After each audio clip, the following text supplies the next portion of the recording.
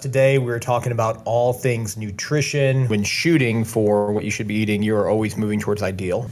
So the reason keto works is it's a lot more metabolic energy to turn beef jerky into sugar than it is to turn gummy bears into sugar. Yep. So we are taking in an incredible amount of crap in our food. The information provided in this podcast is for educational and informational purposes only, and it does not establish a physician-patient or pharmacist-patient relationship. The opinions expressed by the hosts and guests are their own and do not constitute medical advice. This content is not intended to diagnose, treat, cure, or prevent any medical condition. Always consult with a licensed healthcare provider in your area before making any changes to your personal healthcare regimen or acting on any medical information shared in this podcast.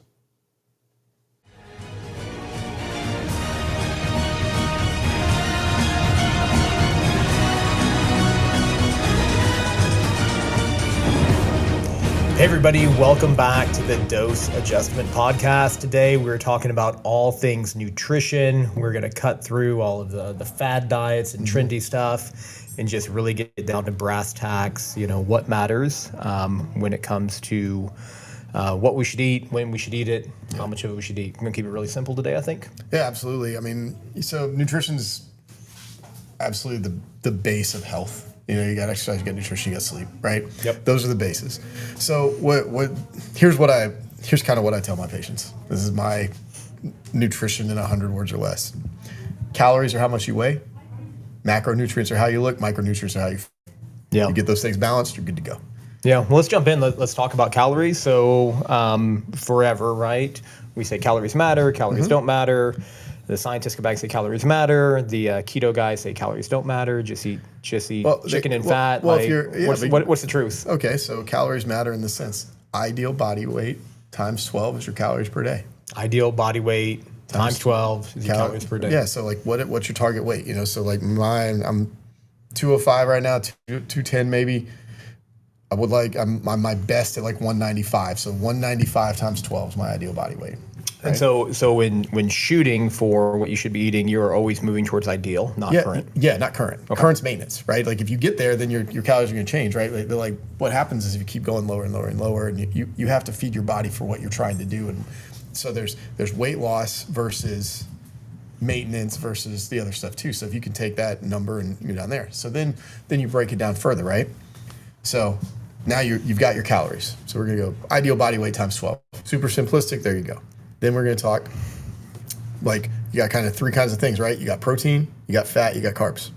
That's basically your diet's broken down into that. Okay? Yep. So, gets even easier. Little bit of math. Protein is 4 calories per gram. Okay? So let's work off 2,000 calorie a day diet for simplicity's sake, right? So if protein's 4 calories per gram and I'm going to do half of my diet, 50% protein, which will keep you full. It'll fuel your muscles, fuel your brain, all these things, right? So that means I need 250 grams of protein per day. Per day. Right? That's my weightlifting, that's what I'm wanting to maintain my muscles and do the things I need to do. Then I want 30% fats. Good fats, not like Doritos, like avocados, like the good fats, right? Not seed oils and other stuff. And then you got your carbs. Unrefined carbs. So fats are 9 calories per gram. So you're going to have a little bit of that. That's not going to be so much because there's so many grams. So when you're weighing this out, you're measuring it out. And then finally, carbs, 20% a day, another 50%. Carbs are also 4 calories per gram. So it's pretty. Yeah, so it seems really simple. The math is there. We got to be high protein, but when you're looking over your patient population or the people that are coming into my place every day, they are struggling with this for some reason incredibly. And if I ask them, hey, how much protein are you getting per day? I get a blank look. And they're like, oh, I don't know, a lot maybe. Well, here's the other thing that kind of is very interesting. So protein and what is bioavailable has to have all 9 amino acids for you to use it, right? To be completely useful. Well, to take something and a food label, it'll say this many grams of protein. And then it has a percentage daily allowance. So here's how the FDA works that. The FDA recommended protein per day is 50 grams. That's the number they use. That's not enough, but that's just the scalable number.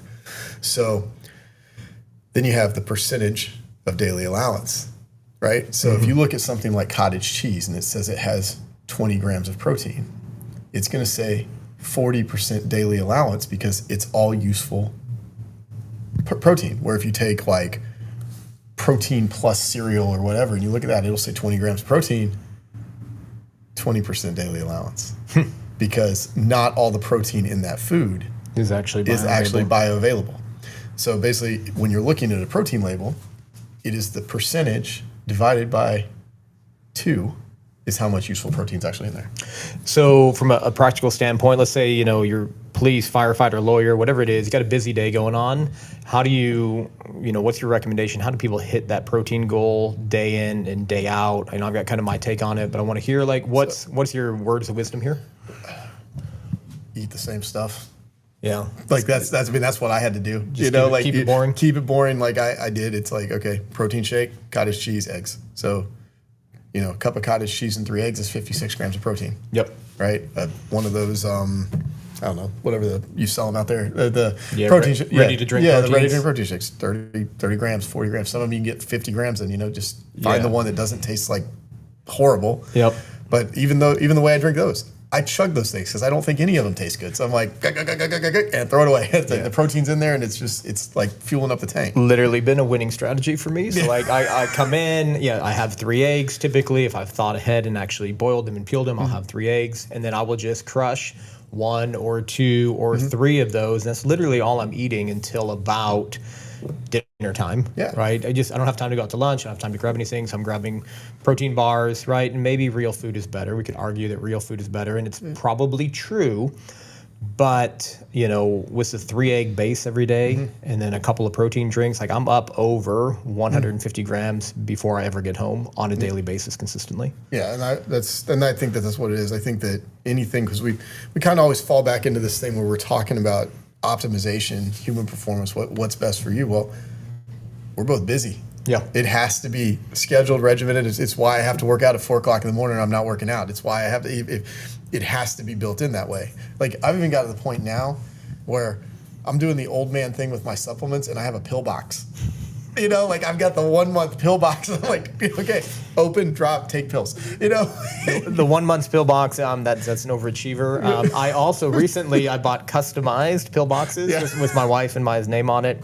They're really high end. They're metal. They're amazing. We do a week at a time. But I geek out on that a little bit too. It is, and it's like, what do you do to do it? Because you do that, and then all of a sudden I look over and my son's in a tree, and he's like, just trying to light something on fire, and I'm like, I've lost my whole morning because he's whatever that may be. So I don't know, nutrition. Back to what we were talking about. 50% protein, yes, right? So I'm in agreement there, right? It keeps you full, it keeps you satiated, and it's kind of a chore to get it in. And I'm really not hungry throughout the day because I'm literally just trying to get these different, protein avenues within the body. So I'm a huge fan of that.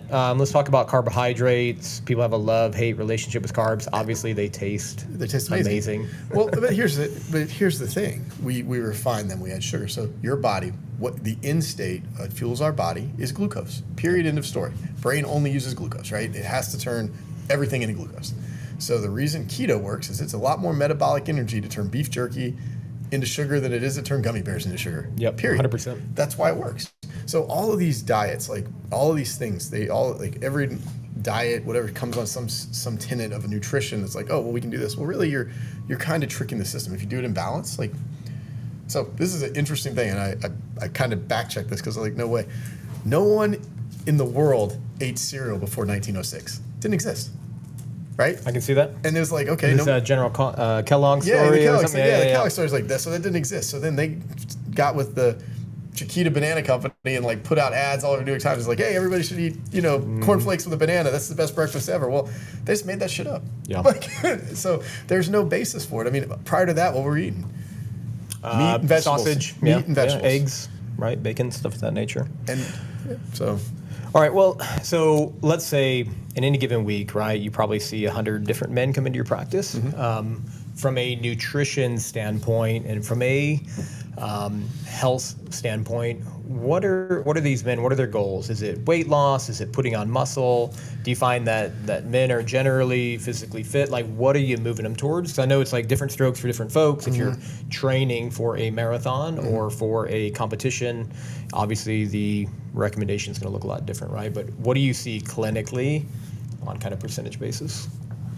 I see a lot of guys, I would say it's about 60-40, they're finally in seeing a doctor. So usually what happens with guys is someone in their life told them they need to finally go see a doctor. Like they didn't go see a doctor and they're like, okay, I haven't been to a doctor in 5 years, 10 years, whatever. Like I don't go to doctors. And then they have literally no idea how bad it actually is. Yep. So then you're doing the thing where they're afraid to even ask the questions, and you start down that road, and you're just like, I'm super blunt. I'm like, what's going on? It's like, well, you are 40 pounds overweight. Yep. You know, like we can fix that, but this is what you got to do. And it's not that it's like that I'm the perfect specimen of health or anything like that. It's just like, hey, this will make you feel better. Period. End of story. Like if you're carrying around 40 pounds of body fat, that's heavy. That's exhausting. It's not it's not useful, right? So what do we do with that? And metabolic syndromes and all things. So we talk about diet, and basically what I just spit out here, that's my first go-to with everybody. It's like, let's start with simple things first. This is how many calories you need a day. You know, like I am a huge fan of ChatGPT in this regard. Okay. I get all my patients on there. I was like, hey, guess what? Ask ChatGPT, take the stuff that you like and tell it to give you a healthy version of that, a healthy recipe of that. It'll make your shopping list. It'll tell you what the sales are. It's a pretty cool tool. What do you feel about the practicality of tracking tools? You know, I've gone long periods where I've tracked everything, and when you track everything and you stick to it, you get amazing results. You do. But let's be honest, you know, we don't always have time to do it. I have never had time to do it. I mean, I basically wing it, not in the sense like I know what I'm going to eat, but the tracking tool for me is the consistency of I'm boring in what I eat. Right. Like cottage cheese, Greek yogurt, chicken breast steak, vegetables. So you got a really good basis and understanding where you're going gram for gram. Right. So I know that this is this and this is what I'm going to eat, you know, like, and I think that's the trick. But I mean, that's what, you know, factory meals and all these other things are selling. Same concept. What are you doing? I order these meals. They're proportioned out. They're done. But it's just paying for boring. And I think I'm very similar in that way. Like I'm doing the calculation all day long. It's like, I'm about 80 grams and 110 grams. I'm here, I'm there. I've got a really good, from those times of tracking and understanding how many grams of protein are in everything, I'm in a pretty good spot there. I know carbs aren't the enemy. I'm not a fan of sugar. I'm kind of always counseling people away from sugar, right? From a health perspective, you know, I'm a pharmacist, so we're always concerned with diabetes, heart disease, stroke, sugar, refined. I mean, sugar's a straight up addiction. 100%. It is absolutely is. Like I absolutely have a sweet tooth. I mean, I'm trying to get myself from drinking sodas just by drinking Coke Zero just to wean myself down from that. You know, like I went for forever where I would drink sweet tea. That was my go-to, and it would get me. You know, it makes you fat. Yeah. Carried in a story. 100%. 100%. Well, I think you said like the sugar cartel. Or, yeah. What you call them, right? The sugar cartel. Domino's sugar is a cartel. Yeah, period in a story. But the point being is I think tracking your macros absolutely works. There is no doubt about it. You know, I always try to look at what I can do for the long term, right? And that's probably getting a good basis of tracking your macros for 1 week, 2 weeks, 3 weeks, a month. Some people can do it for a lifetime, you know, and that's amazing.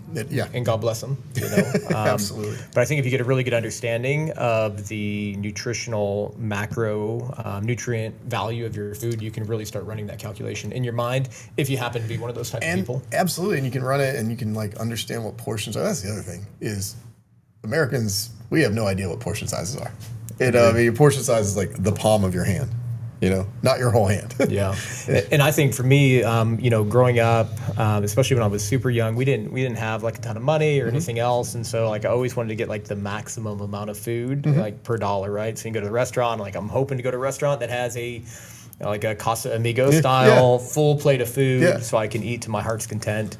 And I think when I was young too, I didn't really understand nutrition that well. It was the late 80s and early 90s. Our parents were doing the absolute best that they could, but they had no idea what these food companies were actually think about pumping food, in that crap. Think about like just snack commercials from the 90s.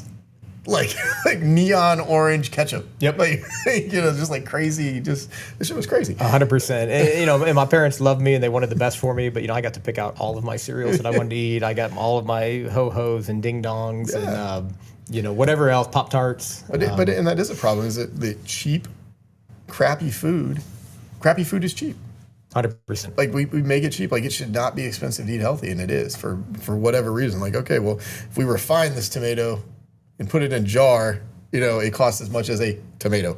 Yeah. Like it's nuts. Yeah. So what's interesting is, we'll do, my wife and I will do a lot of these, like 14-day, no sugar, no refined carbohydrates, so no rice, no bread, no pasta, type things. And it's incredibly difficult to eat anywhere. Like we end up going to Chipotle for like 5 nights a week and just getting the toppings, and I think it's tough for people out there. If they're not planning ahead, if they don't have the protein supplements, so to speak, it can be really difficult. It absolutely is because, well, I mean, any restaurant you go to in Indian River County, like, and if, not bagging on anybody or whatever. Which is the proxy for the country. Proxy for country, right, is you're getting your food from Cheney Brothers or Cisco. Yep. Like every restaurant has the same Cisco truck unloading the same food, and they're just making their spin on it with spices. It gets the same stuff everywhere. It is absolutely that. So if you're not finding getting your, that's why everybody.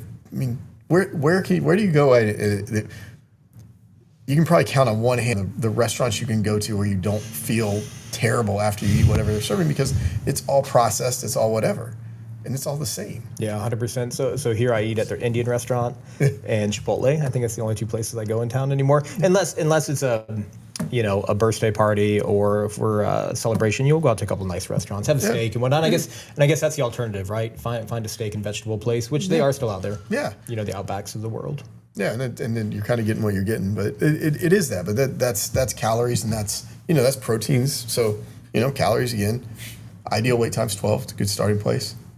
Macronutrients, protein is 4 calories per gram, fats are 9, carbs are 4. And you just kind of do the math and work it out. And you can make things you like and keep it boring. Now you get into the other side of it. I know before we talked about supplements and like diet, I think whole food and all that stuff can make up for diet supplementation, but let's be realistic. Most people aren't doing that. I mean myself right now. I mean, I could be sitting there drinking a cup of water, and I'm not. I'm drinking a freaking Coke, right? Like, so it's all of that. So what are you missing? What are you losing, stripping away? I mean, coffee strips stuff out of our minerals out of us, like all these different things, and we drink all of it every day. Monsters, energy drinks, all this stuff. So what are we missing? What do we need? Yeah. So on a micronutrient level, I think probably in your practice and the lab work that I get to see is most often how we identify either through symptoms, how people are feeling, we're identifying micronutrient deficiencies, or you're literally straight up seeing it in the blood work. So from a blood work and symptom perspective, what do you think the number one micronutrient that men and women are missing, right now in the U.S.? Vitamin D. Vitamin D. All day. I mean, vitamin D and magnesium probably, but vitamin D, and this is why, like, I've pulled thousands of labs, and we pull our own labs at our office and all this stuff, and I have had maybe 25 people come back with a normal vitamin D. Yeah, which was kind of crazy to me when you said that, especially I know that the type of individuals that you work with are active people, they're out in the community, they're working every day. And to see that was kind of staggering. And then my own blood work also came back. Though I hope next time we do it, it's going to look really good. Yeah. But nonetheless, how does low vitamin D, I guess, present? So you see the blood work. Obviously, it's low. But what are the physical manifestations that a person might identify as something's wrong? It's kind of, I mean, for vitamin D, it ends up being kind of almost vague. Like they have this overarching fatigue. They're like their sleep is crappy. Their diet. So vitamin D even does something as simple as like controls calories, whether they turn into muscle or fat. Yeah. I mean, I think if they discovered vitamin D today, it would be considered a hormone and not a vitamin. I mean, it does that much stuff. And I hear a lot of people classify it that way now, actually, as a hormone now. Yeah, it's street legal. Yeah, street legal. Yep. Yeah, right on.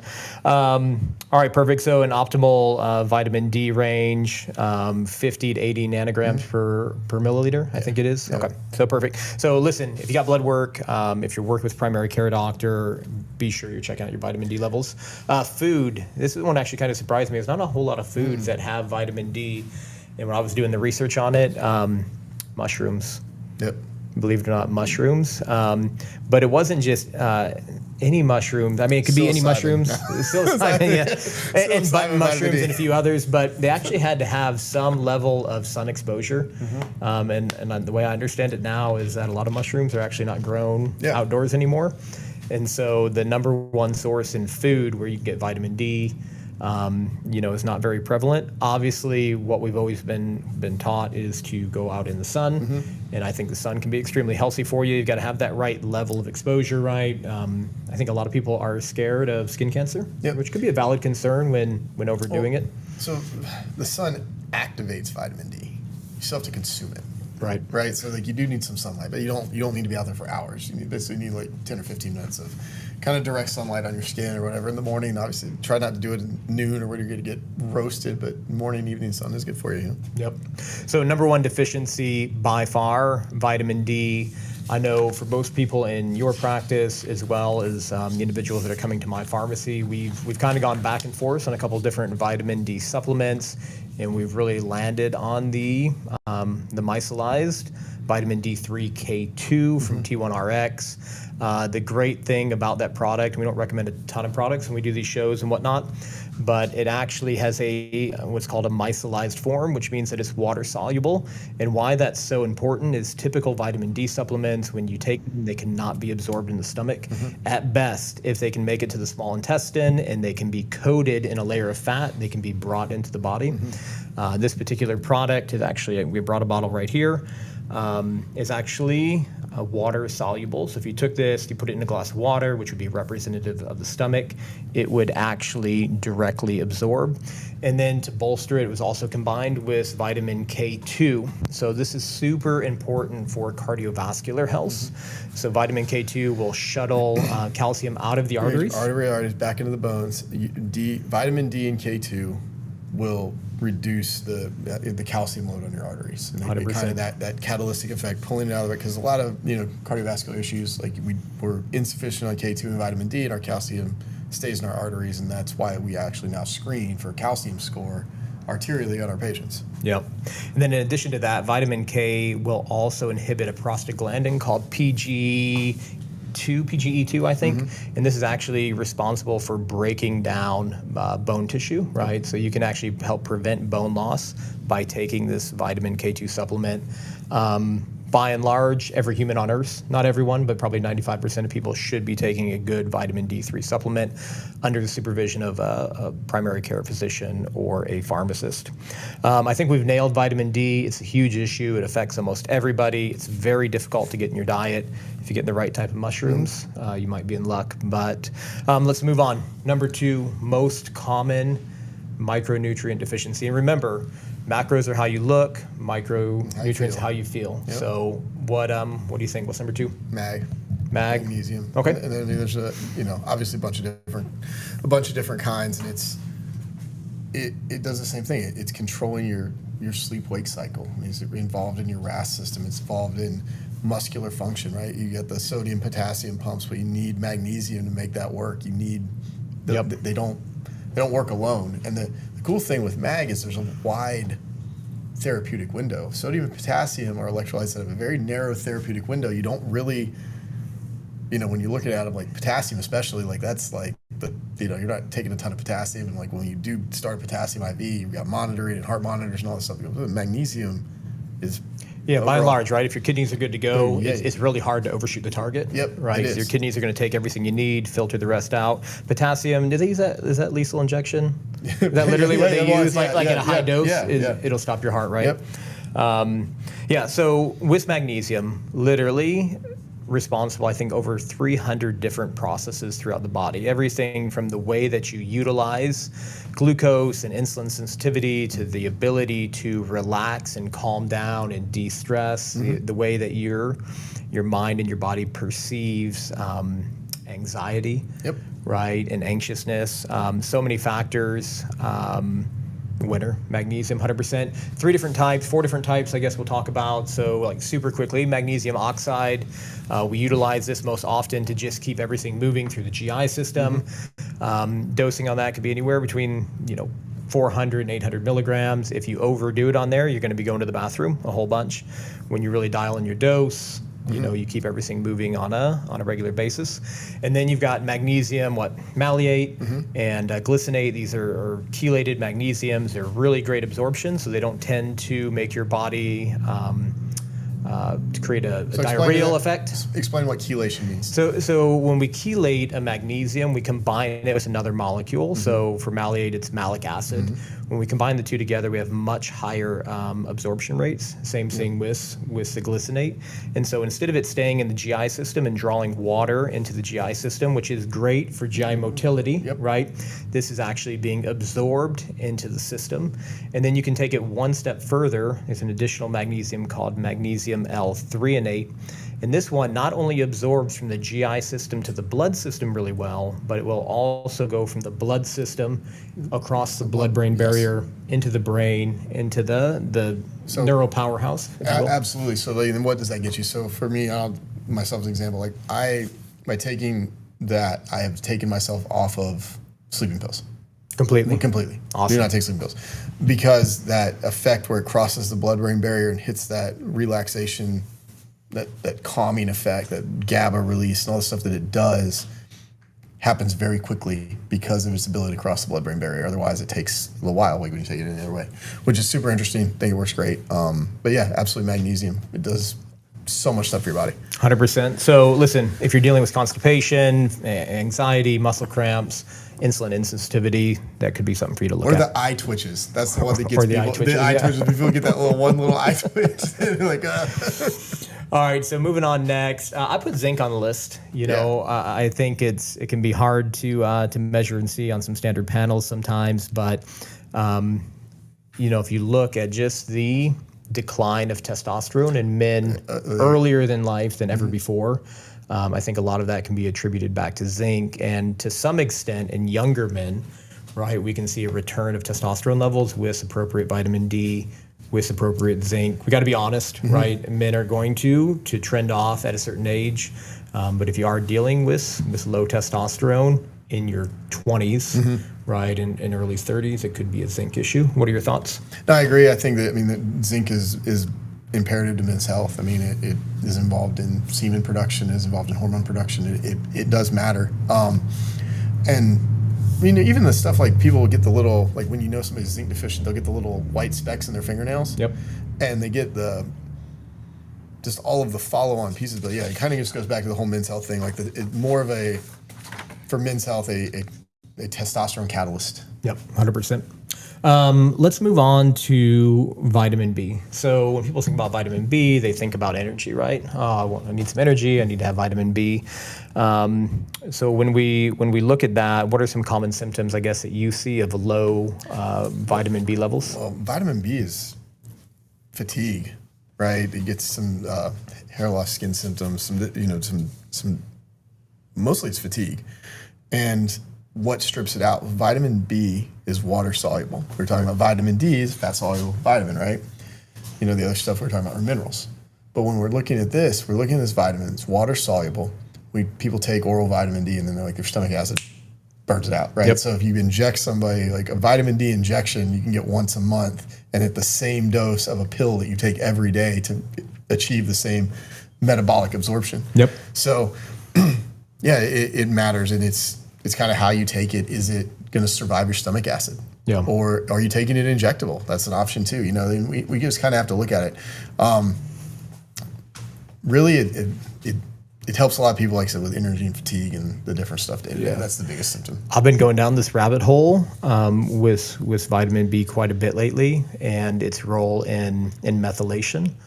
Right, and it's getting a lot of attention right now. But as you kind of look through the chemistry and the science of it, we take things from inactive compound to an active compound within the body, and so within the production of dopamine and serotonin and norepinephrine, it all requires an activated vitamin B. So if we're not getting it in our diet, right, and we'll talk about some of the foods that are high in that. If we're not getting it in our diet, and we have a genetic variation where we're not great methylators, we are having tremendous trouble producing these common hormones like serotonin, like dopamine, like norepinephrine.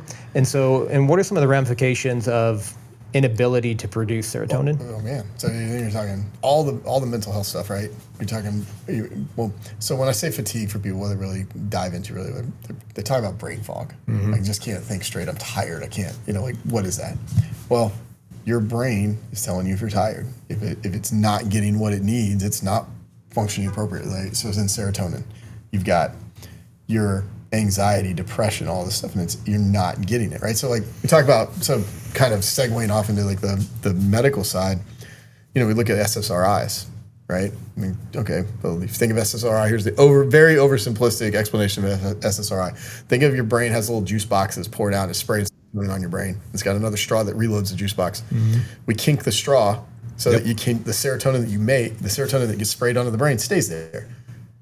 Well, that predicates or is required that you have serotonin to begin with. Yeah, 100%. Right? And that's where I'm kind of going with this rabbit hole. Like, what if we're not making the juice? And what if it truly is a vitamin B deficiency? So I know there's a lot of research going on right now, but I think that vitamin B is key to a lot more than we've given it credit for.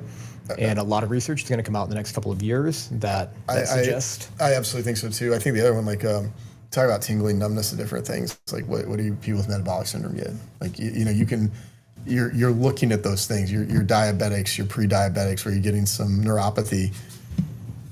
Again, you have to get the nerves, you have to get those things activated so that the nerves work appropriately. Yeah, 100%. In the meantime, I think while that research is coming out and while we're able to draw a clearer picture, I think the easiest thing that we can do really is to either one, if you have the means and the ability, you can go get a genetic methylation test. You can try to understand whether or not you're a great methylator, and if so, that can inform what type of vitamins that you may want to supplement with. If you don't have that ability to go and do that, you can actually take vitamin B supplements that are already methylated, right? And I think that's the easy solution. For less than $1.50 a day, you can take methylated B vitamins that are going to make sure that your body is able to, produce all of these effective neurotransmitters. And above and beyond that, without geeking out and getting into the science, there are also different pathways within the liver to detoxify that also require methylation. So we are taking in an incredible amount of crap in our food. Well, yeah, right? I mean, why do alcoholics need vitamin B? Yeah. Why do they need that? 100%. They've stripped it out. They're no longer able for their liver to do that, and so we have to give it to them exogenously. Yeah, 100%. So if you're looking at your labs, you can see elevated homocysteine levels may be an indicator of decreased vitamin D. You already nailed it with fatigue, brain fog. I think it presents that way a lot. And hormone imbalances in women. And quite honestly, like, you can come in and without even, a lot of times, try it first. Yeah. Like before you're going down the rabbit hole of labs. I mean, it's so innocuous, like you're so like safe, like it's vitamin B. 100%. For $1.50 a day, get a methylated form, which isn't always the cheapest form, but we'll link a few different things in the show notes, like very easy and accessible. Methylated vitamin B. Food, so really quickly, if you were trying to get adequate levels with food, beef liver, salmon, eggs, chicken, turkey, right? What about vegetarian? I think you got a vegetarian in the family, right? What are your thoughts there? So my daughter is vegan. So sorry. It's like, sorry. I apologize. no, vegan, not vegetarian. Not vegetarian. So her diet, and like I said, she gets all of her stuff, like all her vegetables, her spinach, pea proteins. I mean, her diet is so wide ranging. I actually went down the rabbit hole on that because I was like, there's no way she's getting all the stuff she needs. Turns out she is. Yeah. I was like, she's doing it right. She's doing all the things, which is great. But yeah, I think it's just, if you are a vegetarian or vegan, you have to have a lot more variety in your diet to achieve that same level. Yeah. Fair enough. And then last but not least, good, healthy omega fats, right? I think that's severely lacking, within the diet system. Most of us can only afford to buy so much salmon right, in a week. And then above and beyond that, you got to buy the upgraded salmon. You got to buy wild caught, versus something, potentially farmed. The great news is if you are deficient, super easy to supplement, right? It's probably like one of the most common supplements out there to just get a good omega-3. Symptoms of low omegas, joint stiffness, inflammation. Yeah, brain fog, all the things.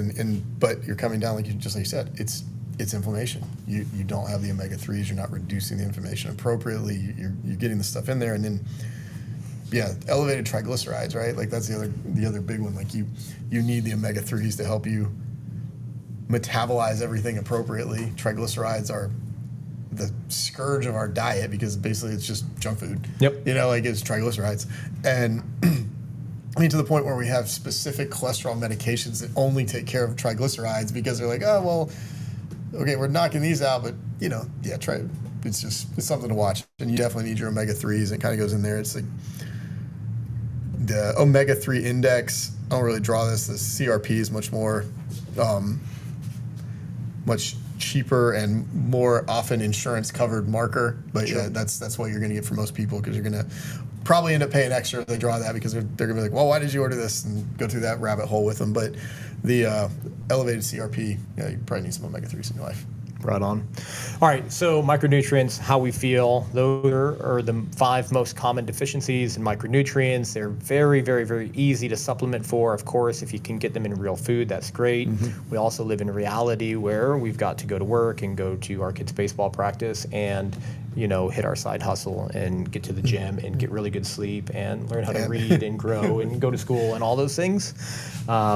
So easy to supplement. We will link things in the show notes that will have all of our top recommendations for those items. Last thing before we go, I want to talk real quick about GLP-1s. So in the past 2 years, we've seen the rise of GLP-1s. We've seen phenomenal weight loss, right? Amazing amounts of weight loss. And at the same time, I think there's a real concern out there that people are losing muscle and fat all at the same time, right? Yeah. Which can be catastrophic for individuals, especially when they stop taking GLP-1s and just put the fat back on, Yep. right? So speak to us a little bit. If you're on a GLP-1, how do you recommend these people eat? Is the recommendation different? And what do you put along with that? So high protein, I think one of the things that I've found, like you kind of just go back to high protein calories, like you're feeding your muscles. So if you're using the GLP-1s as a tool, like ultimately for most people, the thing that got you obese is you were sedentary and your diet sucks, right? So if you're using the GLP-1s as a tool to change your diet and change your lifestyle and give you the jump start, that's what matters. Like it's not this, okay, we're going to fix it. Here's a shot. You're skinny, whatever, right? Yep. You have to maintain the muscle mass. You have to feed the muscle. You have to optimize your hormones, your nutrients so that muscle stays. When that muscle, hope that's good, whatever that is. When you keep it, it's all diet based, right? So that kind of goes back to the high protein thing. The thing that I've found too, like with GLP-1s, is when they come back, what you're talking about, like the fat comes back or the sugar cravings and the things that they're suppressing come raging back. Yep. So where we've mediated that a little bit with a lot of patients is low dose naltrexone. Yep. And we'll take them off the GLP-1s, put on 90 to 100 days, 80 days of low dose naltrexone to curb those cravings from screaming back so that they can maintain a healthy relationship with food, because your GLP-1s do change your relationship with food. Like stuff tastes bad. You don't want it anymore. It's just whatever. You're not hungry. Well, when that comes back, are you going to go back into the old ways you were eating, or are you going to go back into proper nutrition? Yeah. You know, ideal body weight calories, protein, fat, carbs balanced, macro and micronutrients met. Then you're going to feel great. Yeah, that's one thing I love about like the program that you run. I know that when you do put people on GLP-1s, you've got them on a nutrition program. You've got them focused in on exercise. Like you're literally trying to build better habits so that when it's time to exit, right, they've hopefully got a different idea and mindset.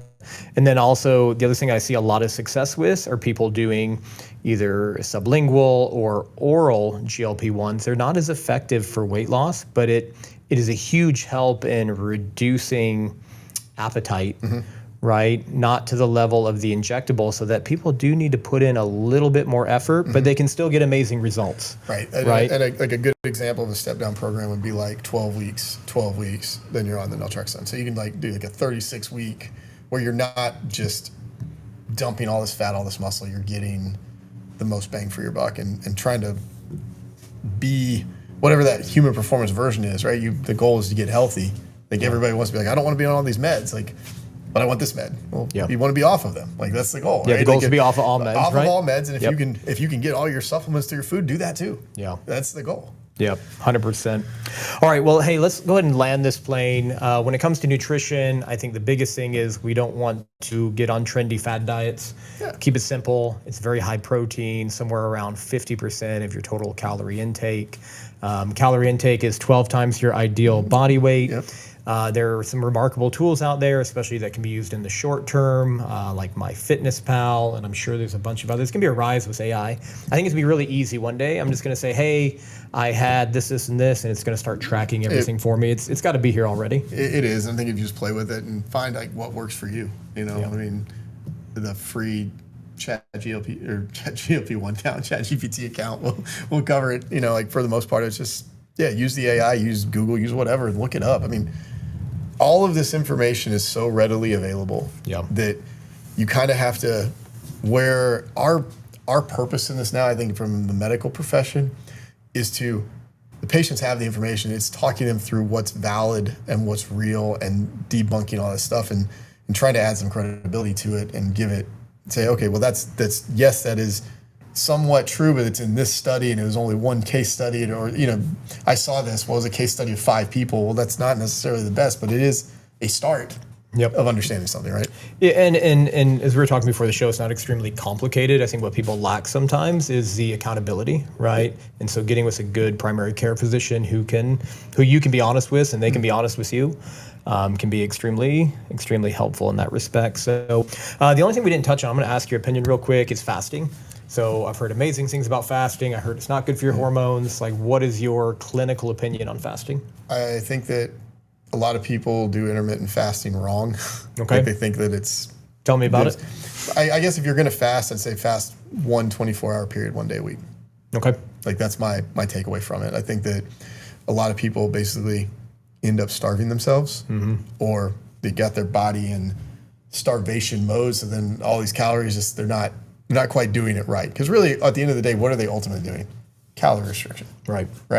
The reason that you can go on keto and kind of eat whatever protein you want is your body's going to take what it needs. It's in ketosis. Those ketones are coming out. You're only going to turn so many of them to glucose. Your body's going to just off gas them, or you're going to excrete them in whatever way. So I mean, it is calorie restriction, keto for sure, and it's kind of hard to find food, right? Yeah, you can't go through Chick-fil-A. I mean, maybe you could, but it's all.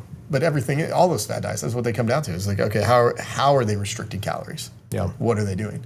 Because if you just know your number, know your targets, know what you like, you can do it. Just oversimplify it. And then I guess the last thing to talk about was alcohol. Like if you're trying to be an optimized human, and you want to be in that top 5%, or what role does alcohol play? When is it okay to have a little bit? Does it fit in routinely? What are your thoughts? Alcohol plays zero health role whatsoever. Everything that they say about alcohol, red wine's good for you, that's all bullshit. Yep. Period in the story. They get alcohol as a brand, it's whatever. I mean, I come at that from the standpoint that I am an alcoholic, so I've been, sober and everything else. But knowing what I know now and everything else, there is no good amount of alcohol. Right. I mean, if you can do it in moderation and you're using understanding that it is not good for you, you're making that conscious decision as an adult, but there's no medical reason to drink anything. Yeah, and I think, a lot of people have a history of it. My recommendation for our pharmacy patients has been like, hey, if you really feel like you have to have something to drink, do it for your anniversary, do it for your birthday, do it for very special occasions, but on a Monday through Sunday basis, it really doesn't have a role in the diet. You're way better off using cannabis. Period. It's that's just the reality of it as far as whatever. There's no good healthy amount of alcohol. There is no healthy amount of alcohol. Okay, cool. I just want to get that on the record. All right, so call to action. I think just for me, over the next 14 days, if you can really hone in on those protein goals. So, try to understand what your calorie needs are based on your ideal body weight. There's a lot of easy calculators out there to determine what you should weigh based on your height. And there's variability, I'm sure, right, on that. Yeah, absolutely. But I mean, one of the things that I always find, I'll kind of end on this, people go, well, I was 120. I was like, well, you've been carrying this extra weight around. You have really strong legs. People that are going to start to lose weight, they're going to have really strong legs because they were heavy. They're carrying all the weight around. Accept that. Use it. Go do more squats, right? You're going to be a few pounds heavier, but that's going to be muscle. That's okay. Yeah, and I think I fall in that category because, like I told you, when I came out of pharmacy school in 2010, 2012, I weighed 265 pounds. I was active. I was doing a ton of, sports and lifting and everything else, and then eating everything in sight, sleeping very little.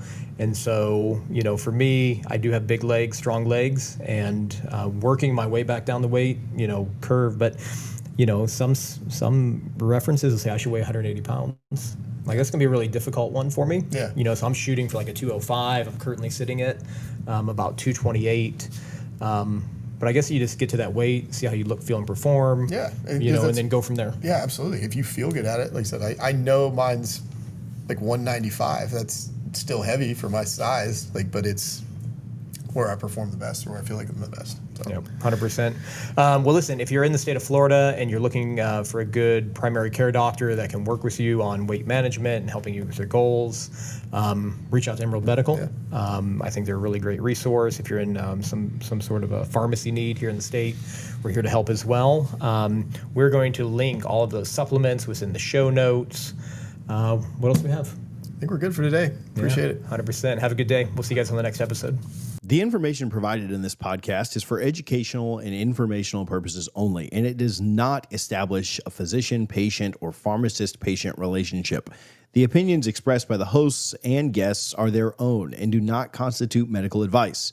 This content is not intended to diagnose, treat, cure, or prevent any medical condition. Always consult with a licensed healthcare provider in your area before making any changes to your personal healthcare regimen or acting on any medical information shared in this podcast.